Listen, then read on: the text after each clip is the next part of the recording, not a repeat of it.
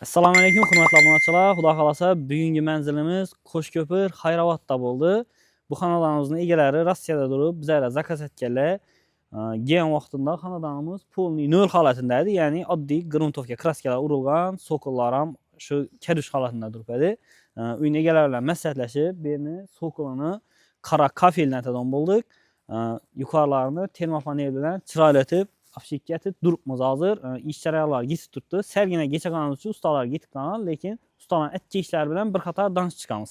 Bu yon yo'lyon qismi, bu xonadonimiz polni 3 taraf ham bor. Yo'lyon qismida aytiladigan ishlarga keladigan bo'lsak, birinchi bu yon tarafda zabor yo'q edi, qo'shni tarafda. Zaborni ham o'zlarimiz ustalar qilib bergan. Sokullari, yo'rtqalaridek bir xil bo'lib ketib qo'yatir. Ki bu navisimiz ham past edi, uyimizning ko'rinishini to'sib turibdi. Navisni ham imkon qadar yuqoriroq diklatdik. Teylari polniy obshivka bo'ladi olmani, shundan keyin chiroyli ko'rinadi. Keyin zinamiz yo'q edi. Zinam yurib tursa, teni ustalarimiz quyib chiqargan. Buni ham kafel bilan chiroylatib obshivkatib beramiz. Kafellarni bahosi 1 kvadratini 190 ming so'mdan oltyapmiz. Ularni o'zimiz borib do'kona tanlab, uyga kelsa Rossiyada turgan telefonda ko'rsatib, yaxshisidan shu Anglo Black degan Xitoy keramiklarning kafelini olganmiz. Termopanellarimiz ham 30-60 razmerda ko'rishingiz mumkin. Vida ham zo'r bo'lib chiqqan. Termopanellarimiz narxi 1 kvadrati 120 ming so'mdan. Ustalarimiz 1 kvadratini 80 ming so'mga ishlatib turibdi. Qiralarini ko'rib tursa, chiroylatib 45 gradusga kesib, shunday chiqarganlar, uni ustidan dekorlarimiz qo'yiladi. Dekordan keyin yanada chiroyli bo'ladi. Bu yonbosh tarafda aytiladigan ishlarga kelsak, hozir bu yerda zinani kafellari kelgan ekan, ko'rishingiz mumkin.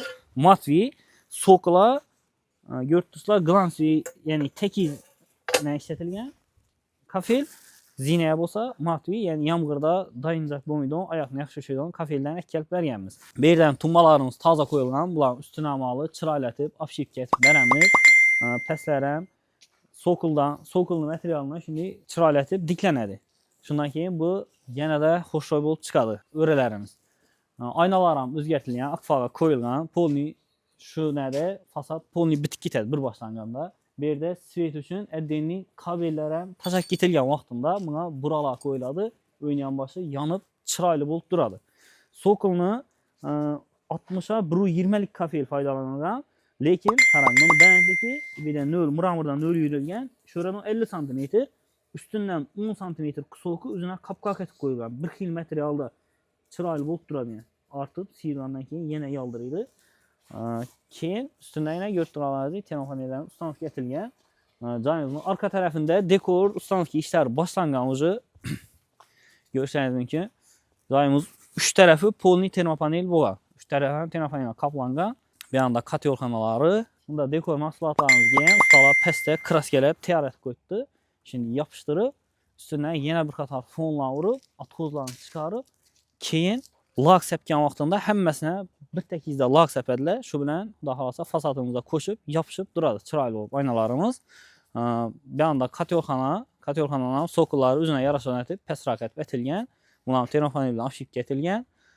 Bu yoqda devorlarimizga tekiz etib, oddiy etib, travertin qilib qo'yamiz qo'shni tarafi. Bu yoqlar ham xudo xolasa chiroyli bo'lib chiqadi. Eshikimiz ichondagi görevlerdi. Termopanelimiz eshikni orqasiga girib ketgan, shu holati chiroyli chiqadi. O'zgan vaqtda bu devorlar yopishgan edi, ya'ni 4-5 sm ichonda. Hozir ko'cha tarafga chiqarildi. Chiroyli bo'lib chiqdi bu, xudo xolasa. Ina bu ugollarni kichkina o'zine yarashadigan, shunday ugolnik narsamiz qo'yilgan. Ko'pchilik ugollarni olib qo'ysak bo'ladi deb o'zi tayyor keladi. Hozir bu yoqda tayyor bor, shuni ko'rsatib o'taylik. Nechik bo'lishini ko'pchilik obunachilar endi hisobga bor ekan. Shunday ugolnikini tayyor keladi, hech qanday kesib o'tirilmaydi. To'g'ri ugla yapishadi. Bu ugla bunda o'zining dekori bor. Bu ham shunday 45 kesilgan yonboshi. Ko'rishingiz mumkin. Shunday qo'yiladi. Qarang. Bu ham 45 kesilgan, yana bir sherk ham shunday 45 kesilgan. Ikkisi bir bo'lib chiroyli bo'lib ketadi. Bu katta ugullar uchun. Kichkina ugullar bo'lsa, mana shu narsani qo'yiladi. Bo'ldi. Obshib ketiladi. Tamam. Dekorlarning baholarini keladigan bo'lsak, bu gitadon materialdan kelib chiqib bo'ladi baholari. Yəni məsələn bir oyuna ortaca 220-240 min so'mdan boshlab 300-350 min so'mdan davom etadi. Uyg'unlar bo'lsa 1 metri 30-40 min so'mdan boshlab bu ham katta-kichikdan qarab har xil bahoda bo'lishi mumkin. Yana Termofanel haqida yo Sokol haqida nechik ma'lumotlar qiziq bo'lsa, kommentariyada yozib qoldiringlar. Keyingi videolarda shularni chiqarishga harakat etamiz.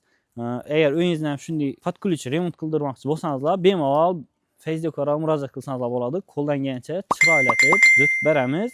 Bu o'yinda yana bitgan videolarini qo'yib boramiz. Bizning kanaldan uzoqlashmang. Like va podpiska bosib qo'yishni esdan chiqarmang. Sog' bo'ling, salomat bo'ling.